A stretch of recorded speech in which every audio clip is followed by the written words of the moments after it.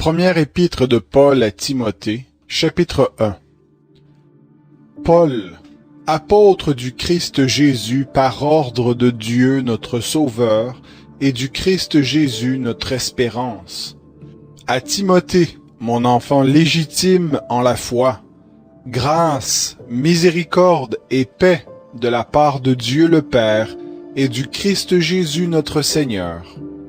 Comme je t'y ai exhorté à mon départ pour la Macédoine, demeure à Éphèse, afin de recommander à certaines personnes de ne pas enseigner d'autres doctrines, et de ne pas s'attacher à des fables et des généalogies sans fin qui favorisent des discussions plutôt que l'œuvre de Dieu dans la foi.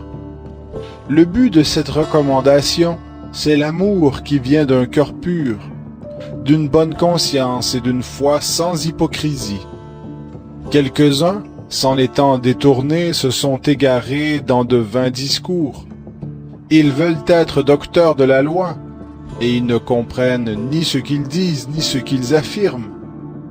Nous savons bien que la loi est bonne pourvu qu'on en fasse un usage légitime, et qu'on sache que la loi n'est pas faite pour le juste, mais pour les méchants, et les indisciplinés, les impies et les pécheurs, les sacrilèges et les profanes, les parricides et les matricides, les meurtriers, les débauchés, les homosexuels, les trafiquants d'esclaves, les menteurs, les parjures, et tout ce qui en outre est à l'opposé de la saine doctrine, d'après le glorieux évangile du Dieu bienheureux, évangile qui m'a été confié.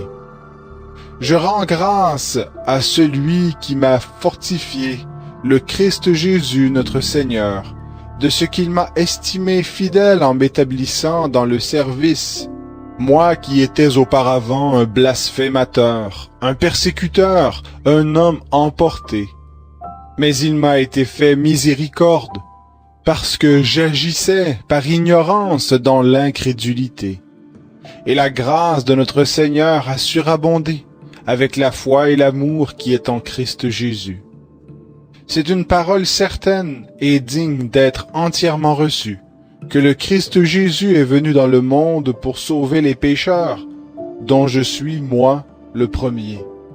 Mais il m'a été fait miséricorde, afin qu'en moi le premier, Jésus-Christ montre toute sa patience, pour servir d'exemple à ceux qui croiront en lui pour la vie éternelle. Ô Roi des siècles, immortel, invisible, seul Dieu, honneur et gloire au siècle des siècles. Amen. La recommandation que je t'adresse, Timothée, mon enfant, selon les prophéties faites à ton sujet, c'est que d'après elles tu combattes le bon combat, en gardant la foi et une bonne conscience. Cette conscience, quelques-uns l'ont abandonnée, et ont ainsi fait naufrage en ce qui concerne la foi. De ce nombre sont Hyménée et Alexandre, que j'ai livrés à Satan, afin qu'ils apprennent à ne pas blasphémer. Première épître de Paul à Timothée, chapitre 2. J'exhorte donc en tout premier lieu à faire des requêtes, prières, intercessions, actions de grâce pour tous les hommes, pour les rois et pour tous ceux qui occupent une position supérieure, afin que nous menions une vie paisible et tranquille, en toute piété et dignité. Cela est bon et agréable devant Dieu notre Sauveur, qui veut que tous les hommes soient sauvés et parviennent à la connaissance de la vérité. Car il y a un seul Dieu, et aussi un seul médiateur entre Dieu et les hommes, le Christ Jésus, homme, qui s'est donné lui-même en rançon pour tous. C'est le témoignage rendu en temps voulu, pour lequel j'ai été moi-même établi prédicateur et apôtre. Je dis la vérité, je ne mens pas, docteur des païens dans la foi et la vérité. Je veux donc que les hommes prient en tout lieu, en élevant des mains pures, sans colère ni contestation. De même aussi que les femmes vêtues d'une manière décente, avec pudeur et modestie, se pare non pas de tresses ou d'or, ou de perles ou de toilettes somptueuses, mais d'œuvres bonnes, comme il convient à des femmes qui font profession de piété. Que la femme s'instruise en silence, avec une entière soumission. Je ne permets pas à la femme d'enseigner, ni de prendre autorité sur l'homme, mais qu'elle demeure dans le silence, car Adam a été formé le premier, Ève ensuite. Et ce n'est pas Adam qui a été séduit, c'est la femme qui, séduite, s'est rendue coupable de transgression. Elle sera néanmoins sauvée en devenant mère, si elle persévère dans la foi, dans l'amour, dans la sanctification, avec modestie. Première épître de Paul à Timothée, chapitre 3. Cette parole est certaine. Si quelqu'un aspire à la charge d'évêque, il désire une belle activité. Il faut donc que l'évêque soit irréprochable, mari d'une seule femme, sobre, sensé, sociable, hospitalier, apte à l'enseignement, qu'il ne soit ni adonné au vin, ni violent, mais conciliant, pacifique, désintéressé, qu'il dirige bien sa propre maison, et qu'il tienne ses enfants dans la soumission, avec une parfaite dignité. Car si quelqu'un ne sait pas diriger sa propre maison, comment prendra-t-il soin de l'Église de Dieu? Qu'il ne soit pas nouveau converti, de peur qu'enflé d'orgueil, il ne tombe sous le jugement du diable. Il faut aussi qu'il reçoive un bon témoignage de ceux du dehors, afin de ne pas tomber dans le discrédit et dans les pièges du diable. Les diacres, pareillement, doivent être respectables, éloignés de la duplicité, des excès de vin et des gains honteux. Qu'ils conservent le mystère de la foi dans une conscience pure, qu'on les mette d'abord à l'épreuve, et qu'ils exercent ensuite le diaconat s'ils sont sans reproche. Que les femmes de même soient respectables, non médisantes, sobres, fidèles en toutes choses. Les diacres doivent être mariés d'une seule femme, et bien diriger leurs enfants et leur propre maison. Car ceux qui ont bien exercé le diaconat s'acquièrent un rang honorable et une grande assurance dans la foi en Christ Jésus. Je t'écris ceci avec l'espoir d'aller bientôt chez toi. Mais si je tarde, tu sauras ainsi comment il faut se conduire dans la maison de Dieu, qui est l'Église du Dieu vivant, la colonne et l'appui de la vérité. Et il faut avouer que le mystère de la piété est grand. Celui qui a été manifesté en chair, justifié en esprit, est apparu aux anges, a été prêché parmi les nations, a été cru dans le monde, a été élevé dans la gloire. Première épître de Paul à Timothée, chapitre 4. Mais l'Esprit dit expressément que dans les derniers temps, quelques-uns abandonneront la foi, pour s'attacher à des esprits séducteurs et à des doctrines de démons. Par l'hypocrisie de faux discoureurs, marqués au fer rouge dans leur propre conscience, ils prescrivent de ne pas se marier et de s'abstenir d'aliments que Dieu a créés pour qu'ils soient pris avec action de grâce par ceux qui sont fidèles et qui connaissent la vérité. Or, tout ce que Dieu a créé est bon, et rien n'est à rejeter, pourvu qu'on le prenne avec des actions de grâce, car tout est sanctifié par la parole de Dieu et par la prière. En exposant cela aux frères, tu seras un bon serviteur du Christ Jésus, nourri des paroles de la foi et de la bonne doctrine que tu as exactement suivie. Mais repousse les fables profanes, contes de vieilles femmes, exerce-toi la piété, car l'exercice corporel est utile à peu de choses, tandis que la piété est utile à tout. Elle a la promesse de la vie présente et de la vie à venir. C'est une parole certaine et digne d'être entièrement reçue. Nous travaillons et nous luttons parce que nous avons mis notre espérance dans le Dieu vivant, qui est le sauveur de tous les hommes surtout des croyants. Voilà ce que tu dois recommander et enseigner. Que personne ne méprise ta jeunesse, mais sois un modèle pour les fidèles, en parole, en conduite, en amour, en foi, en pureté. Jusqu'à ce que je vienne, applique-toi à la lecture, à l'exhortation, à l'enseignement. Ne néglige pas le don qui est en toi et qui t'a été donné par la prophétie avec l'imposition des mains du collège des anciens. Applique-toi et sois tout entier à cette tâche, afin que tes progrès soient évidents pour tous. Veille sur toi-même et sur ton enseignement, avec persévérance, car en agissant ainsi, tu sauveras et toi-même et ceux qui t'écoutent. Première épître de Paul à Timothée, chapitre 5. Ne réprimande pas rudement le vieillard, mais exhorte-le comme un père.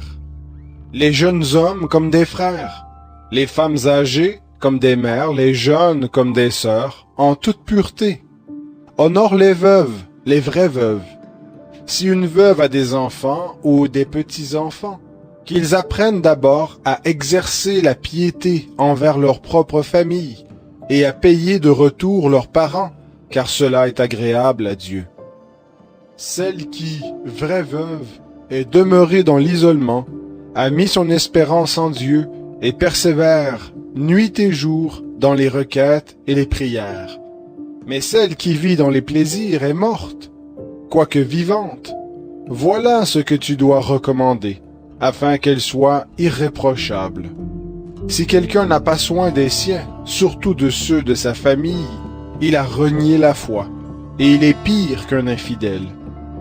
Qu'une veuve, pour être inscrite sur la liste, n'ait pas moins de 60 ans, qu'elle ait été la femme d'un seul mari, qu'elle soit connue comme ayant élevé des enfants, exercé l'hospitalité, lavé les pieds des saints, secouru les malheureux, et recherché toute œuvre bonne. Mais refuse les jeunes veuves, car lorsque leur désir les détache du Christ, elles veulent se marier. Elles se rendent coupables en ce qu'elles ont annulé ainsi leur premier engagement. Avec cela, étant oisives, elles apprennent à aller de maison en maison. Elles ajoutent à l'oisiveté le bavardage et l'intrigue en parlant de choses dont on ne doit pas parler. Je veux donc que les jeunes se marient, qu'elles aient des enfants, qu'elles dirigent leur maison, afin de ne donner à l'adversaire aucune occasion de médire. Car déjà quelques-unes se sont détournées pour suivre Satan. Si quelque croyante a des veuves chez elle, qu'elle les assiste et que l'Église n'en ait pas la charge, afin de pouvoir assister celles qui sont de vraies veuves. Que les anciens qui président bien soient jugés dignes d'un double honneur, surtout ceux qui prennent de la peine à la prédication et à l'enseignement. Car l'Écriture dit, « Tu n'emmuselleras pas le bœuf qui foule le grain, et l'ouvrier mérite son salaire. » Ne reçois pas d'accusation contre un ancien, si ce n'est sur la déposition de 2 ou de 3 témoins. Ceux qui pêchent, reprends-les devant tous, afin que les autres aussi en aient de la crainte. Je te conjure devant Dieu, devant le Christ Jésus, et devant les anges élus, d'observer ces règles sans préjugés et de ne rien faire par favoritisme. N'impose les mains à personne avec précipitation, et ne te rends pas complice des péchés d'autrui. Toi-même, garde-toi pur. Cesse de boire uniquement de l'eau, mais fais usage d'un peu de vin, à cause de ton estomac et de tes fréquentes indispositions. Les péchés de certains hommes sont manifestes, même avant qu'on les juge. Chez d'autres, ils ne se découvrent qu'après coup. De même, les œuvres bonnes se manifestent, et celles qui ne le sont pas ne peuvent rester cachées. Première épître de Paul à Timothée, chapitre 6. Que tous ceux qui sont sous le joug de l'esclavage estiment leur propre maître comme digne de tout honneur, afin que le nom de Dieu et que la doctrine ne soient pas calomniés. Et que ceux qui ont des croyants pour maîtres ne les méprisent pas sous prétexte qu'ils sont frères, mais qu'ils les servent d'autant mieux que ce sont des croyants et des bien-aimés qui reçoivent leur bon service. Voilà ce que tu dois enseigner et recommander. Si quelqu'un enseigne autrement et ne marche pas selon les saines paroles de notre Seigneur Jésus-Christ et selon la doctrine conforme à la piété, il est enflé d'orgueil, il ne sait rien. Il a la maladie des discussions et des disputes de mots. De là naissent l'envie, la discorde, les calomnies, les mauvais soupçons, les contestations interminables d'hommes à l'esprit corrompu, privés de la vérité, et qui considèrent la piété comme une source de gain. Certes, c'est une grande source de gain que la piété, si l'on se contente de ce qu'on a. Car nous n'avons rien à porter dans le monde, comme aussi nous n'en pouvons rien emporter. Si donc nous avons la nourriture et le vêtement, cela nous suffira. Mais ceux qui veulent s'enrichir tombent dans la tentation, dans le piège et dans une foule de désirs insensés et pernicieux qui plongent les hommes dans la ruine et la perdition. Car l'amour de l'argent est la racine de tous les maux, et quelques-uns pour s'y être adonnés se sont égarés loin de la foi, et se sont infligés à eux-mêmes bien des tourments. Pour toi, homme de Dieu, fuis ces choses, et recherche la justice, la piété, la foi, l'amour, la patience, la douceur. Combat le bon combat de la foi. Saisis la vie éternelle à laquelle tu as été appelé et pour laquelle tu as prononcé cette belle confession en présence d'un grand nombre de témoins. Je te le recommande devant Dieu qui donne la vie à tous les êtres et devant le Christ Jésus qui a rendu témoignage par sa belle confession devant Ponce Pilate. Garde le commandement sans tache, sans reproche, jusqu'à l'apparition de notre Seigneur Jésus-Christ, que manifestera en son temps le bienheureux et seul souverain, le roi des rois et le Seigneur des seigneurs, qui seul possède l'immortalité, qui habite une lumière inaccessible que nul homme n'a vue, ni ne peut voir. À lui, honneur et puissance éternelle. Amen. Recommande aux riches du présent siècle de ne pas être orgueilleux et de ne pas mettre leur espérance dans des richesses incertaines, mais de la mettre en Dieu, qui nous donne tout avec abondance pour que nous en jouissions. Qu'ils fassent le bien, qu'ils soient riches en œuvres bonnes, qu'ils aient de la libéralité, de la générosité, et qu'ils s'amassent ainsi un beau et solide trésor pour l'avenir, afin de saisir la vraie vie. Ô Timothée, garde le dépôt en évitant les discours vains et profanes et les disputes de la fausse science. Quelques-uns, pour en avoir fait profession, ont, en ce qui concerne la foi, manqué le but. Que la grâce soit avec vous.